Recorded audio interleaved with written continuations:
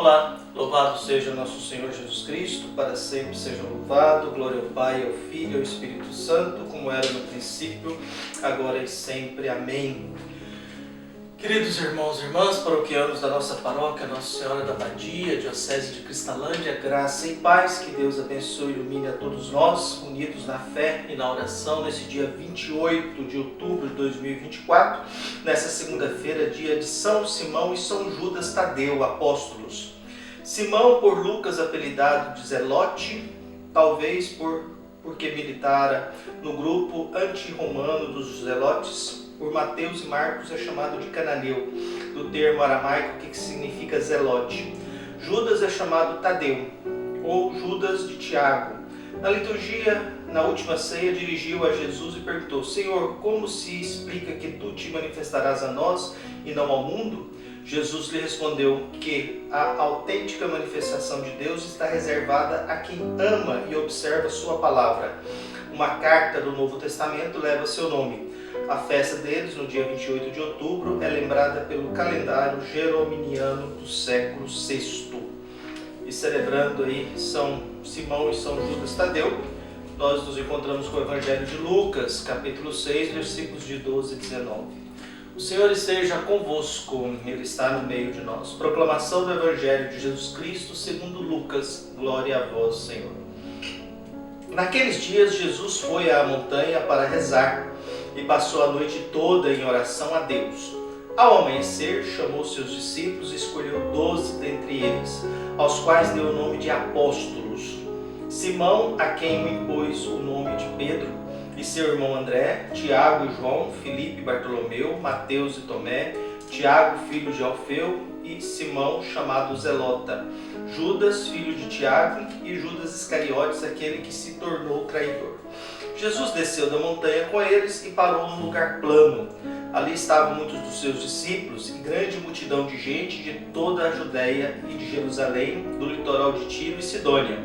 Vieram para ouvir Jesus e serem curados de suas doenças. E aqueles que estavam atormentados por espíritos maus também foram curados. A multidão toda procurava tocar em Jesus, porque uma força saía dele e curava a todos. Palavra da salvação. Glória a vós, Senhor. Caros irmãos e irmãs, a palavra de Deus ela vem sempre alimentar a nossa vida e nos orientar para que a gente possa aprender um pouco melhor a viver o tempo que nós temos, dentro da possibilidade que nós temos, dentro da realidade que nós temos, dentro do contexto de cada pessoa. Lembrando sempre que todos nós somos muito diferentes, todos nós temos oportunidades diferentes, tempo diferente, capacidade diferente, e nas nossas diferenças a gente se reúne para ouvir a palavra de Deus e rezar. Jesus, o Evangelho de hoje começa com Jesus no movimento. Jesus foi a uma montanha para rezar e passou a noite inteira orando a Deus.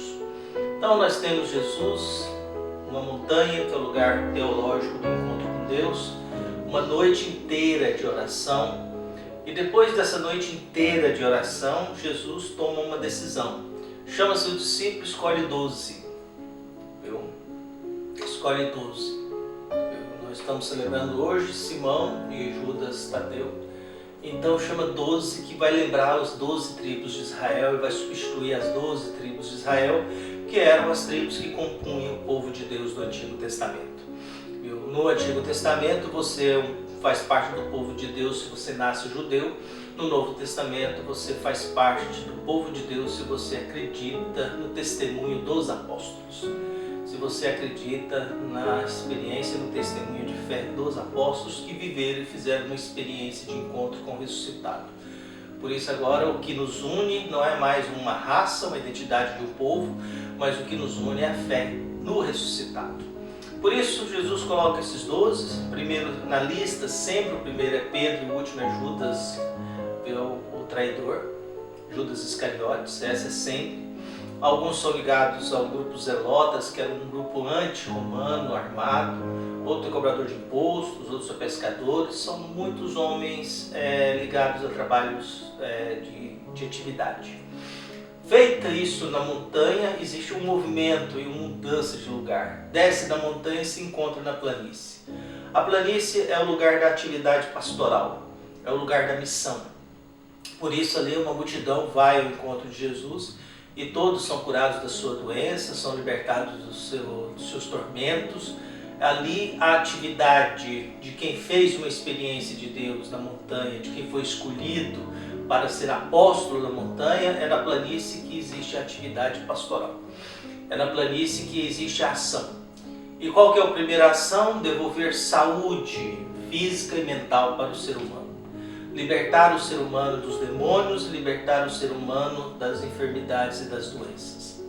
E um detalhe que nos chama a atenção é que todos queriam tocar em Jesus porque saía uma força dele que curava a todos. É a última frase. A multidão toda procurava tocar em Jesus porque uma força saía dele e curava a todos. Tocar em Jesus significa tocar em Deus. Ou quando Jesus nos toca, Deus tocando na gente. Só que toda vez que Deus toca na gente, a vida muda, a história muda, a orientação da vida muda, a consciência, a alma muda. Por isso, de Jesus sai uma força que cura o ser humano.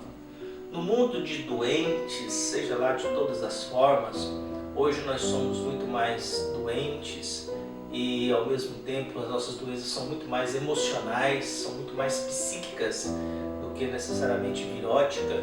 Estamos muito mais deprimidos, ansiosos, angustiados, inquietos, perturbados emocionalmente, espiritualmente, do que necessariamente com o corpo estragado.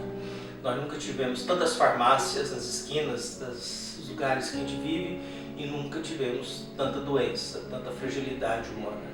Nesse mundo, nós somos convidados pela oração a nos colocar à disposição de Deus.